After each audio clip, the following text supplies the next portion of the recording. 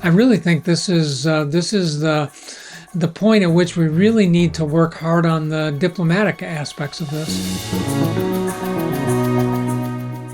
I'm host Michael Allen with Beacon Global Strategies. Today I'm joined by General Joseph Votel, former commander of U.S. Central Command. General Votel has also served as the commander of the U.S. Special Operations Command. General Votel joins us today for a discussion on the latest in Iran, including the status of negotiations and the outlook for a continued ceasefire. Stay with us as we speak with General Joe Votel. General Joe Votel, welcome back to NatSec Matters. Great to be with you, Michael. Well, thanks for coming back. When you were on previously, we got a bunch of good feedback. That people really loved it. We discussed whether it was possible to, come into Iran, figure out a way to take out the highly enriched uranium, and people really loved those details. And maybe we'll get back into that today as well. But let's take it from the top. Here we are. We're in a ceasefire. The president has renewed it, seemingly for some period of time, as long as the Iranians are negotiating, as long as the two parties are talking. But this sounds like a moment to sort of step back and evaluate how the campaign went. And, based on your long and storied career, especially at Central Command, what's your sense of how everything looks now? Yeah, thanks, Michael. I think it's interesting to kind of review all of this here. I mean, my view has not really changed over the last several weeks, particularly from a military standpoint. And I think we have done some substantial damage to the Iranian regime's military capabilities, their ability to project power. It's not absolute, as we've seen. They've been able to generate missiles and drones and just in the last 24 hours, apparently the ability to seize ships in the Straits of Hormuz. So it's not absolute, but I think the military did what it was asked to do in terms of substantially treating the missile, the drone capabilities and the associated, industrial bases, removing the Navy, and putting a lot of pressure on the regime. I think we did that. That said, I think, where I am right now, I think it's a big reminder, I think, for our listeners that the military can do a lot, but it can't do it all. And it can't really be decisive in terms of this. In terms of getting to some type of solution or some type of end state. So we really now are beginning to see the other elements of national power and their importance in bringing this to a conclusion, whether it's economic or diplomacy or whether the power of our information and ideas. Those all really have to kick in at this point. Yes, sir. So I think one of the primary achievements here, as you mentioned, is the attacks on their defense industrial base. From most accounts, I think that was pretty complete. Is there anything in particular with regard to that, or the degradation of the ballistic missiles, or do you just generally say, we can't get them all, we substantially degraded them, and that counts as success? Well, we struck what we knew or assessed, I think. And, I think what we have to appreciate about, you always have to have an element of respect for your adversaries here. And what we have to respect about Iran's military is their ability to do things underground, to conceal it, and to protect it. And so, I think there probably is a fair amount of their stores, whether missiles or drones or others, that were in protected locations or places we couldn't see and couldn't assess, and were kind of a little bit out of sight and beyond our ability to effectively target. So that I think still probably portends a challenge for us down the line. I think the disruption of the industrial base is really important, because that does put the the real reliance on what they have left and not what they're going to be able to produce in the near term. And it will take us some significant effort to reconstitute those capabilities so they can get back up to kind of a production rate for some of these systems. So I think that is a little bit more of a lasting effect. But clearly the Iranians have some capabilities they were able to protect from our attacks. Yes, sir. All right, so let's move to what's actually going on in the Straits today. First of all, did you think it was sort of a good geopolitical move for the president to announce that we were going to blockade Iranian ports? And I assume, as a military man, as a general, that someone that was very senior at CENTCOM, that this is within the powers of the United States military to do this consistently over time. Yeah, yeah. Well, I certainly do think it's in the ability of the military to do it. Sustainment of this, of course, is it's likely that we can sustain this. Sustainment comes with a cost. It comes with the cost of readiness and deploying resources from other areas to make sure that we can do that. We certainly have enough in the United States Navy and across the broader joint force to continue to sustain this for as long as we need to. But I think we have to recognize there's a cost associated with that. Nothing is free here. We don't have that much excess capacity that we can just do this and then do everything else we need to do. So there has to be some trade-offs that are going to have to be made with that, and that will be important work for the Joint Staff and Department of Defense and the combatant commands to make sure that we're balancing our risks. So I'll just say that up front. In terms of the idea of the blockade, my feeling is I think once again I think the president, I think the administration was trying to ramp up pressure on the regime, and I think it's important not to just think about the blockade as a military capability, but it really as an economic capability as well, and that's really what it's designed to do, is to impact that. And I think what it had the effect of doing was putting us back in a position where we were exercising control in the Straits of Hormuz.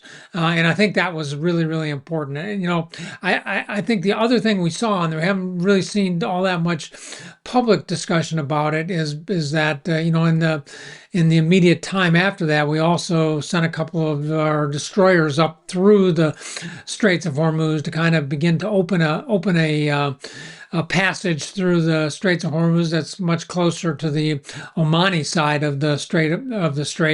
And of course, I think we're continuing to kind of proof that out. I think doing both those things is really, really. I think those are important things to do, and I think it is to our benefit to do that. So I think it's an advantage for us right now to have the blockade in place. Let's assume that this doesn't have an intended effect, and that the Iranians do more of what they've just done apparently today, which is to take shots at oil tankers. And this will maybe have a chilling effect if anybody was thinking of going through the strait. Do you think the option of an escort mission is feasible? Do you get the sense that CENTCOM has recommended it? Talk a little bit about, like, if you were there, is this something you would be urging on the president? Well, I think certainly the option of an escort mission is always one that's available to us, and hopefully this would be a mission that we might be able to entice some of our international partners to join in to assist with. Although while there is still kind of a level of violence in the Straits of Hormuz, that may be a little bit of a dampening effect, but certainly it's within the capability of it. I mean, I think we can do all these things. There are associated risks and ramifications with all of this in terms of resources and other things we can do and stuff like that. I think it can all be balanced out. So I do think we can do this. My gut feeling, however, is that I think the effort going forward should be really less on trying to ramp up militarily. I think we've done a lot to do that right now. I really think this is the point at which we really need to work hard on the diplomatic aspects of this, and begin to perhaps bring some others into this. I mean, Pakistan has done a great job, kind of keeping this on at the top of the stack, and communicating to our leadership and to the Iranian leadership, really, really good here. But fundamentally, I don't think these negotiations are going to move forward unless there is an element of some trust in this. And I think we've got to really double our efforts in this particular area. And it doesn't necessarily mean just the United States or the vice president going to Pakistan or something else. It means engaging the broader international community to come in and begin to address this problem and put the proper pressure on this. I think a real challenge for us is, as has been talking about in the media here, at least in the last 24 hours, is what is this regime? Who is in charge and who's calling the shots? I think this is important, and so in addition to kind of our military status and pushing on the diplomatic stuff, we really got to double down on making sure we understand what we're dealing with here and how we influence that to actually get to some kind of decision that's beneficial to us and one that they can come to grips with as well. Okay, good. I will ask you about the Islamic Revolutionary Guard Corps in those stories just in a second. I had heard from someone that, and I hear you move towards diplomacy, that the military campaign had maybe begun to reach a point of diminishing returns. I wonder if you think that makes sense. And the president has said so many times that he's going to go hit power plants and bridges, and then he never does. And so I wonder if you thought it was wise for him to just go ahead and take force off the table here for the foreseeable future.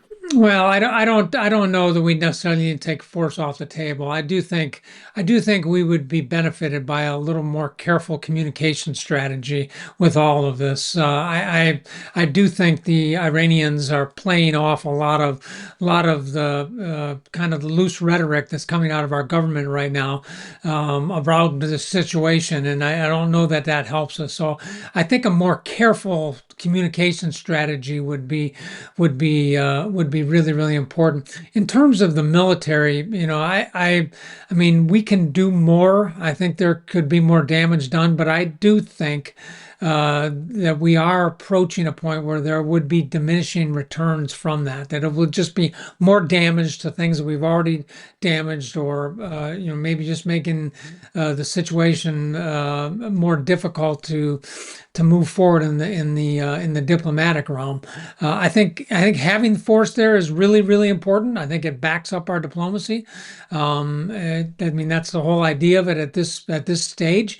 But again, I don't know what more the military can do that is going to compel the regime to come to the table any more than we already have.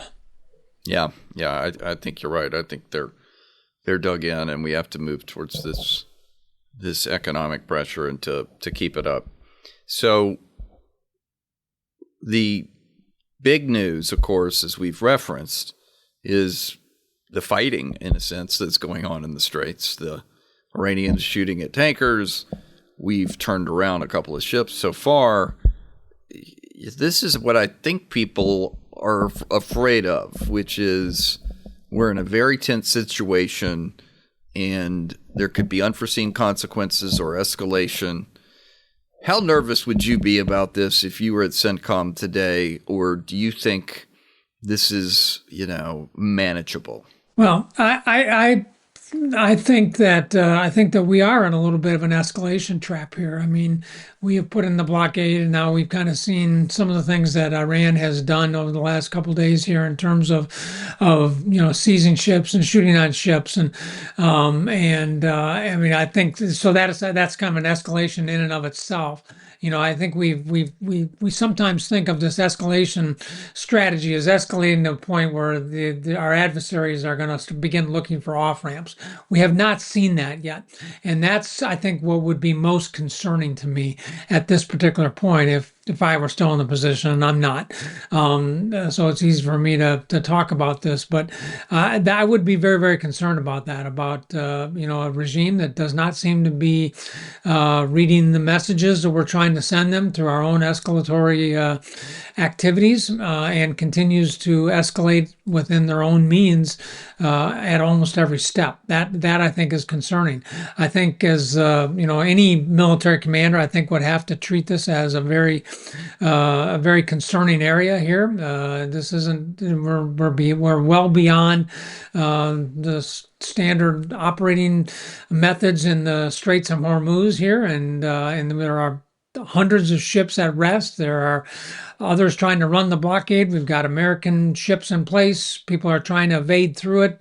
This, I think, is a very, very tense situation, and I think it would, if I was in a position, this would require, I think, the majority of my attention here as we move forward. Right.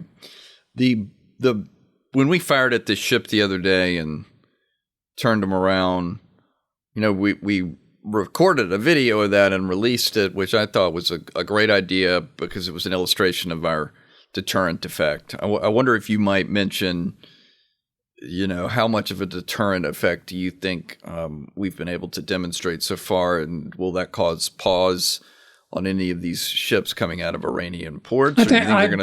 I absolutely think it does, and I share your assessment of it. I thought it was a good example of professional, marinership here. The ships. We hailed them, we warned them, we asked them to vacate the engine room, we disabled them, and then we boarded them.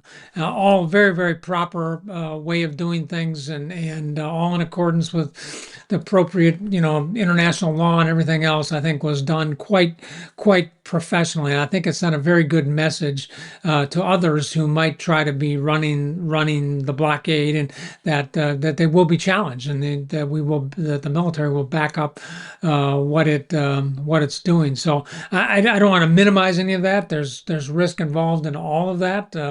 But I think they performed extraordinarily well here, and I think it sends the right message that I think we were trying to send with the blockade. Well, let's talk about the Islamic Revolutionary Guard Corps. I know you've probably been briefed in your career on this hundreds of times. But by most accounts, for at least as long as I've been in the government, this, of course, has been sort of the radical element of the military to protect the regime, different from the regular army, if you will. And they've always been a significant part of the governance structure, and you often hear power behind the throne. And if there's anything I've heard of late, and I want to see whether you agree with this, it's that they've even gotten still more powerful since the death of the supreme leader. They seem to be in the ascendance right now. And as you referenced, the newspaper articles seem to be coming to the conclusion that there is serious infighting in the regime about the approach. Do you think that's basically correct? I do. I think that's a very accurate assessment of this. I think the Iranian or the Islamic Republican Guard Corps leadership is ascendant in this. I think we've seen examples of that where we've seen kind of on the clerical side or on the political side making statements about opening the straits, and then only to be countermanded very, very quickly by what I would assess to be the military side of this. So yeah, I definitely think they are ascendant in this, and they are exerting their authority. And I think it's important to appreciate that, we aren't necessarily beyond a generation of kind of the most revolutionary members of the IRGC. Their most senior folks are about my age, mid to late 60s, and they were around in 79. They've been believers from the beginning. So we are still, I think, a generation or two away from a fundamental shift away from that. So these are true believers, and I think they're going to continue to act that way. What's your sense? Let's assume this blockade of Iranian ports works, and that President Trump keeps it going for another week to 10 days. I often hear experts say it's almost not even within the very nature of the Islamic Revolutionary Guard Corps to make substantive concessions. That the only reason they went along with the Obama a deal some years ago was that none of the core interests of the regime were taken off the table. For example, uranium enrichment was allowed later down the road. Do you think they would just tough it out for months despite these horrible economic conditions just because compromise with the West seems so horrible to them? Well, I think we can look to history on this. I mean, they fought a 8-year war with Iraq, where they absorbed hundreds of thousands of casualties, and they endured that. So, yeah, I think there is a high level of endurance capability to endure pain, to endure economic setbacks, certainly with the regime. And again, as we talked about the last time we were on, was this is existential for the regime. I don't think they particularly care about the people and about the normal Iranian citizen and about their suffering in terms of this. I think they only care about their survival in this, and so I think that's an important. They're gonna continue to act in a way that is really focused on that. There is no out for them. There's no alternative. There's no place they can go to. There's no, safe place in Iran if they get set off to the side where they can survive. So it's very existential to them, and I do think they are going to continue to push back as hard as they can, and particularly when they think they have cards to play. And of course, the biggest card they think they have right now, is the Strait of Hormuz. They're going to continue to play that as much as they can. Yeah, it seems like their position now is we're not coming to Islamabad until you commit to take the blockade of Iranian ports off the table. And I think that's probably a bridge too far, because one of the things we wanted was them to open the straits. They say open the straits, but it means to them apparently call up the military and ask permission, tolls by crypto count, and take this route closest to the Iranian coast. So I think we've got some real definitional problems and a lot of demands being made to even show up. I think that's true? right. I think Yeah. we're still, as we saw a couple weeks ago when kind of these 10-point plans and then our corresponding whatever number point plan we had, these really, I think, represented maximalist kind of approaches on each side of this. And I don't know that we've seen a whole lot of movement off of those since. And so this is, I guess, where the kind of the hard work of diplomacy comes in. And I know, I know our desire is to have, one big meeting, one big session that, solves all the problems. I'm not sure that is how this is going to take place. I think that when you look back at things like the JCPOA, I think that went a year and a half or more for negotiations, and they're going to try to extract as much as they can out of this. So I think we have to figure out a much more layered approach, I think, to how we begin to move these maximalist approaches towards some areas of compromise here. Let's assume. Well, first, let me ask about the communication strategy, because that's a point that really resonates. It seems like the president has prioritized messaging the markets and maybe the American people on we're almost done here, we're on our way out, we've won, they've made these concessions. But that doesn't seem like it's helped convince the Iranians that the United States is in it for the long haul. It feels like it's a signal, and I can see them interpreting it this way, that President Trump is under pressure. He doesn't like his economic forecast. He's got a midterm election, et cetera, et cetera. So then maybe they're hanging in there tougher than they ordinarily would because they think they have more time than we do. Is that fair? I think that's right, and I think they do have time on their side. And as we just talked about, I think they're willing to suck it up here for as long as they need to try to extract something out of this. And the president has a very unique way of communicating. I think we all appreciate that, and how he does that. But in this situation, I mean, we are not dealing with an unsavvy adversary here in the information environment, and they are giving as good as they are getting in terms of this. And so I think we need to be building a more international consensus around this.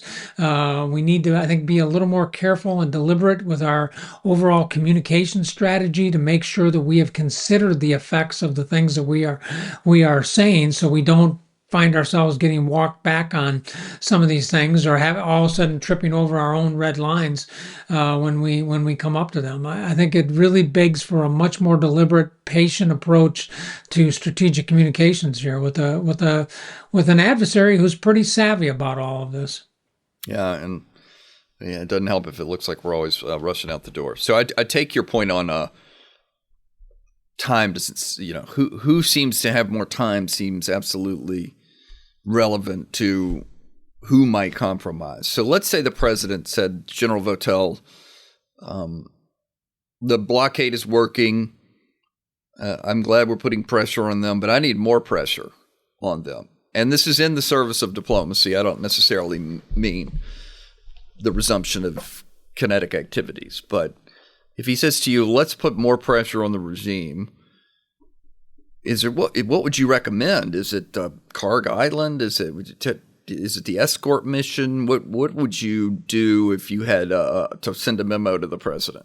Yeah, I mean, well, I think there's a lot of things here, and again, all of these things I think have ramifications. One of the things we haven't really talked about, and we haven't really talked about the Houthis and what they might do with this. I mean, they kind of have done a little bit here, but that dog is largely not barked in this thing so far. So we have to think about some of the ramifications of the things we're doing. I mean, I think the idea of trying to perhaps loosen up some of the ships that are kind of bottled up in the Gulf, and helping get some of those out through a more southerly approach, that either we escort or we picket or we do something to improve the level of confidence and people's ability to move through there, that they, one, won't hit mines, and second of all, they won't be interdicted by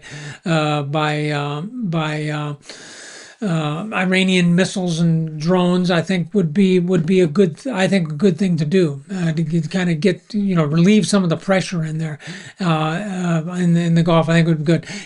Going to something like Karg Island, I mean, that's, I think, always on the table. We could certainly do that. That would give us control over a major export location, although I think we have pretty good control over that right now with kind of the blockade. They're not really able to do much more out of that without us having to accept the risk of that.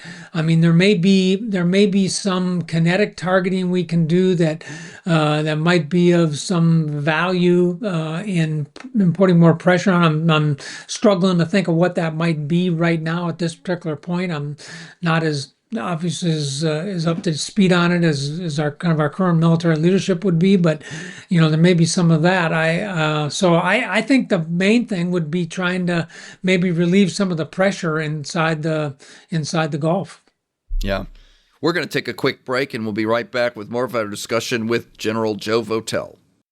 Beacon Global Strategies is the premier national security advisory firm. Beacon works side by side with leading companies to help them understand national security policy, geopolitical risk, global technology policy, and federal procurement trends. Beacon's insight gives business leaders the decision advantage. Founded in 2013, Beacon develops and supports the execution of bespoke strategies to mitigate business risk, drive growth, and navigate a complex geopolitical environment. With a bipartisan team and decades of experience, Beacon provides a global perspective to help clients tackle their toughest challenges. How do you quantify, or how do you, explain to maybe a policymaker how risky an escort mission or a picket would be? Do you think Iran would target a U.S. naval ship with the drone? Do you think that, no, they wouldn't do that? They would try to target more commercial vessels, or they might take another shot at the UAE's anything in the UAE. That seems to be their favorite target. How I always hear it's very risky, but tell me, unpack that. I mean, my experience, and just my own, particularly in the kind of the CT fight, was that I think what really works with civilian leaders is taking the time to I'll use the word educate, and I don't mean that in a kind of negative or pejorative way here. I mean, just to make them understand what this operation looks like. What does it look like on the ground or on the sea, and then very carefully taking them through all of the risks that are associated with that. And I think that's really, really, really, really critical. And then when as identifying those risks, then talking about the ways that the military is trying to mitigate those risks, so we can get them to a level where we're at a moderate or some level of risk that can be acceptable to not only a military commander, but more importantly to a civilian decision maker that's going to make that. So, I mean, I think that's the way you do it. I don't know if there's anything particularly magic about it, but this is the value of a process, frankly, of a national security process. If we're considering these things, it would bubble up. There would be meetings, discussions on this, so that by the time it got up to a higher level, a lot of issues will have been resolved or identified, and maybe some options removed and some refined. So by the time you get up to the Secretary of Defense or the President of the United States, that you've got some refined options that you can lay out for him, and that not only shows how we're going to do it, but then makes him very aware of what the risk is that he is accepting in terms of doing this. I mean, I think that's just the way it's got to be. Yeah. Yes, sir. I want to move over to the HEU in just a few minutes here. But can you sort of help explain first? There's this question out there of, well, why weren't we more prepared for this Iranian Strait of Hormuz contingency? And I've sort of argued, without knowing for sure, but understanding the military and reading a lot, that of course the military briefed the White House on this and briefed the president on this. This is something we've been talking about for 50 years. It's been in every study and article, not to mention intelligence piece. I mean, first of all, you'd endorse that, wouldn't you? Oh yeah, the threat that Iran would pose against the Strait of Hormuz was a very well known risk going into this. So that we've recognized that for a long time. So I guess we have to just conclude, and maybe the Wall Street Journal's article that says the president didn't thought the Iranians would have capitulated before they moved to the Strait. I mean, in the absence of any other information, I guess I'm gonna conclude that rings true to me. Well, Michael, I don't know if we talked about this in our last episode here, but the president is a very instinctual decision maker, I think, and I think that's reflected in the national security decision process that we have here right now with that, and I think he is very influenced by his own experience. So think back to something like Venezuela and how that went, and the confidence that he had in the military and the way that they kind of performed in accordance with all of those expectations, I think is probably something that informed him. And I think it's important to also appreciate that there, in addition to the U.S. national security enterprise informing this, we also had the Israelis informing some of these decisions early on. I think he probably perhaps put a lot of stock in what was coming from the Israeli side in terms of this, and those might have been influential factors in his decision making. Yeah, that's a fair point. Yeah, he could have thought that maybe the regime change people might have poked their head out, and maybe we were thinking about doing the Kurds option at some point before that was taken off the table. Or that that an overwhelming strike, as we did execute here, that took out leadership and attacked a lot of things simultaneously and put a lot of pressure over a number of days, would lead to a capitulation before we even got to something like the Straits of Hormuz. I think might have been one of the assessments that were made. So here's what I'm driving at. People say, well, I can't believe we, the United States, weren't prepared for this contingency. And I wonder, and I'm not blaming the military, of course, it's the policymakers at the end of the day, but is there more that we could have done? We talked last time about how I'd heard from others, admirals in particular, that we had to do the attack mission to degrade the ballistic missiles. We had to do it for the drones, and only then could we start focusing on the Strait. But could we have done more? Should we have stationed several destroyers all across that route? So if they said we're going to threaten the Straits, we would have in a sense negated it. I mean, did we make a mistake? I don't know that we made a mistake. I think we made a choice about how we were going to conduct this operation. And, when the decision to bring warships through the Straits of Hormuz into the Gulf of the Arabian Gulf there is always a significant one. It's become more significant over time, particularly as Iran has developed advanced capabilities. There was a time when we used to pull carriers up into the Gulf and operate them. Think about Desert Storm, think about some of these other things. We pulled carriers up into that area and operated carriers from inside the Gulf. We don't generally do that now, and I think that is a recognition of the capabilities that our principal adversary, Iran, has in terms of that. Now, could we have perhaps done that?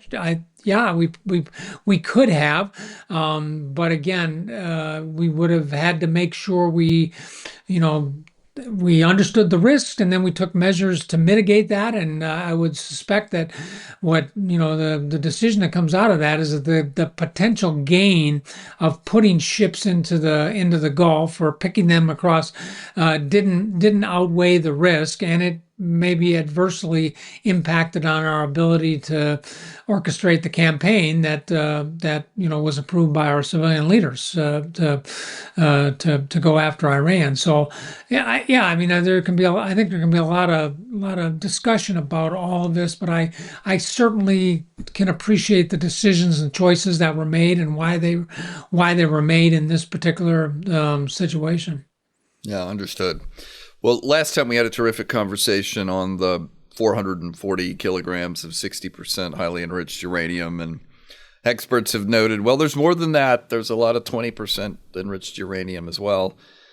And we talked about a military raid on the site and what that might entail. It seems like that idea has been taken off the table because it would, be risky and escalatory and who knows what else. Have you heard anything on this in particular, or maybe read anything in the last few weeks on how we ought to see this option and whether it's even practical or just too risky? Yeah, I think the consensus that I'm seeing on this now, listening to others that are talking about this and thinking through, I think the consensus is that the retrieval of this material, this highly enriched material, and whatever grades that it is something that is probably most effectively done as kind of a post-agreement activity. And again, that's one of the kind of the sticking points here in the current negotiation process is what is the disposition of that material and how do we get it out of there? I mean, I think the best way of getting this is supporting the IAEA, who comes in and supervises this, and we come in as a supporting military force, or maybe somebody else does and grabs the stuff and moves it to some safe location. I mean, I think that would be the best of all worlds, and I think that's what the consensus is kind of moving towards here in terms of what's the best way to get control of this. And I think the other consensus point is that there needs to be control of this material, that leaving it in Iran may not be the best option on this. So I think that puts a little bit more pressure on some type of longer term solution, maybe post agreement here on the disposition of those materials.